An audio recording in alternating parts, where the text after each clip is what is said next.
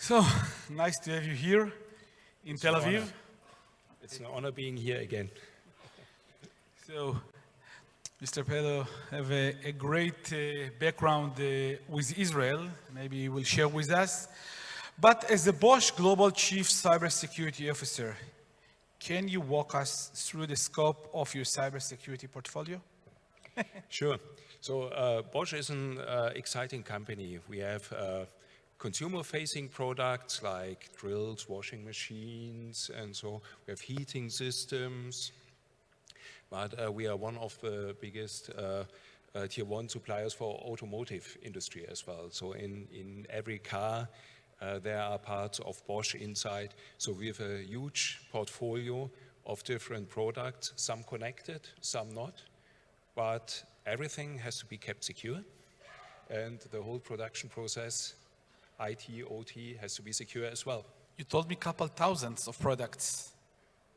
Yeah, so we have... It's a real huge portfolio. You understand the enterprise, yes? Yeah, so we have more than 400,000 associates worldwide. 400,000. More than 400,000. More than 400,000. Yeah. Okay. We are in more than 100 countries, and we have more than 400 subsidiaries, and with them we produce so many different products. Even in your phones, sensors of Bosch are part of that. And yeah, so we have millions, virtually millions of products in the field.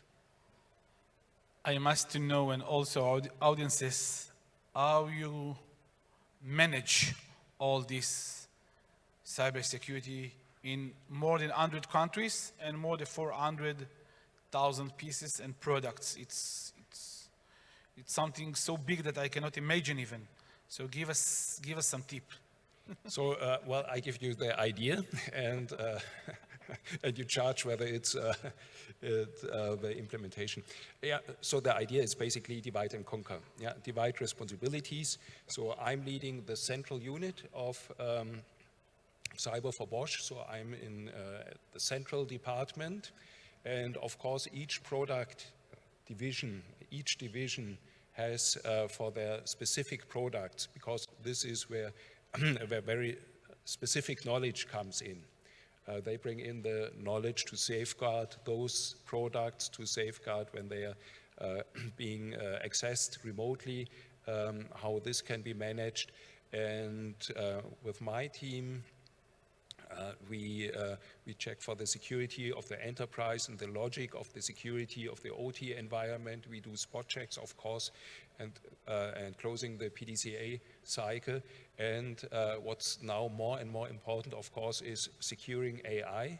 And we're responsible for AI governance at Bosch as well. People asked me before we came to the stage, how look like the cybersecurity unit in Bosch? Can you give us high-level design? How you manage these cycles, units and subsidiaries and governance, operation, regulation, how you manage all that, how it look like?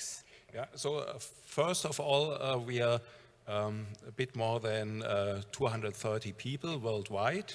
The majority is still in Germany, because here, so for a German company, all the regulations, the European regulations, the German regulations have to be carefully observed, and this is, and so the biggest part of our governance team as well is in Germany.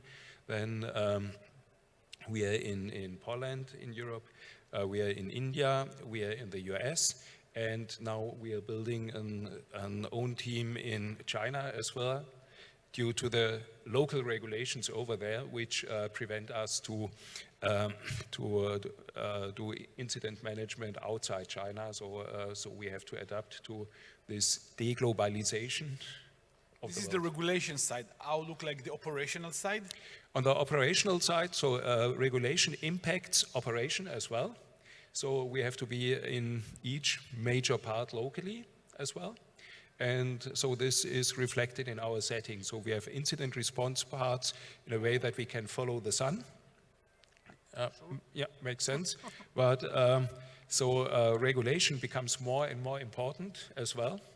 In a way, I understand it, because IT environment was often not, perhaps too less regulated even, so that people said, the S in IoT stands for security, and now we have almost too much regulation, and so we have to have teams which are knowledgeable about that in each region as well, because of course we have to comply to all local regulations and laws.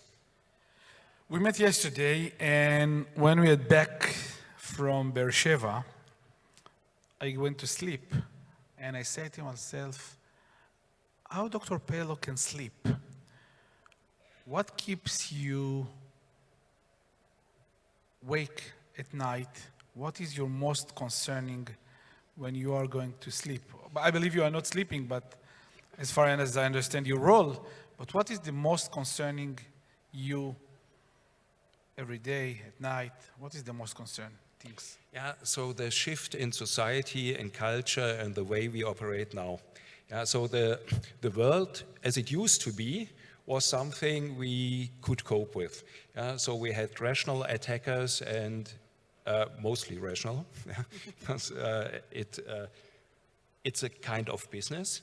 And if you are targeting the ROI of attackers so that they see it's not worth it, continue the attack, because there are people who pay similar and who I can attack with less effort, it makes sense not to attack us. However, now in the setting with geopolitical tensions, we have more and more those state-sponsored attackers as well, which do not have to care for the money. They stop when they finished their goal. And this is something as industrial entity, as company, which has definitely not unlimited resources, this is extremely difficult to deal with. So I'm thinking 2026 is behind the corner. What is your your three prioritize for cybersecurity for Bosch? What is the 3 topics for 2026 from your opinion? And of course, some tips to our audiences. Yeah, so I think you got a very good pitch earlier by the Brigadier General Finkelstein, Rani, by saying that it's resilience we have to aim to. And in a setting we are moving into, you can't always be lucky, you can't always be prepared enough, so you really have to work on trying to soften the impact and to reduce the blast radius so that you can continue to produce, to work, even if you are hit, even if you are, even if there is some damage. I think this paradigm change from total protection to resilience, this is something which we have to master, and it comes in several learning steps. But definitely the next year will be this will be a major effort. Another effort will be around securing AI and continuing some works we did this year. So, you know, I'm in Code Blue, I found the word RED, resilience every day. I'm speaking with a lot of chief information security officer, and I tell them, you need to do a small step of resilience until you will build a resilience. From your perspective, how look like a resilience program? Is a program, is a method, is a technology, it's a combination of them. What does it mean, resilience, for you? It's a mindset in a way as well. Yeah, and so for instance, we can start in the OT environment. So what are plants which might be heavily affected by attacks, and what are the local steps people can perform there to keep it going, to move on? Critical pieces of the enterprise infrastructure as well. So we can't educate and teach the whole company in one large chunk. And so we have to work with specific teams and develop them, and so they can spread on the news. But yeah, as you said earlier yourself, it's a mindset, and it's a cultural thing as well. We spoke before about AI. How the AI is helping you to increase, to shape your cybersecurity posture? So AI comes in several flavors.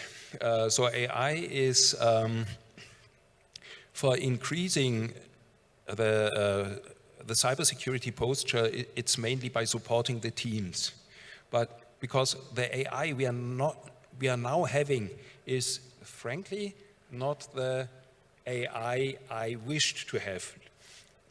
Yeah, so it's marvelous.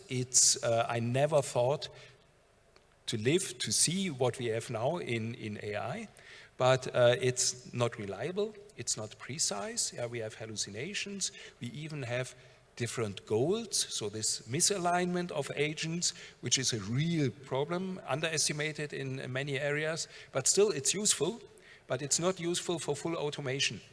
But it's useful to be more efficient, but with a human in the loop. Wow, it was a great discussion, Dr. Peylo, and I really appreciate that you can join to Tel Aviv. Thank you. Thank you, sir.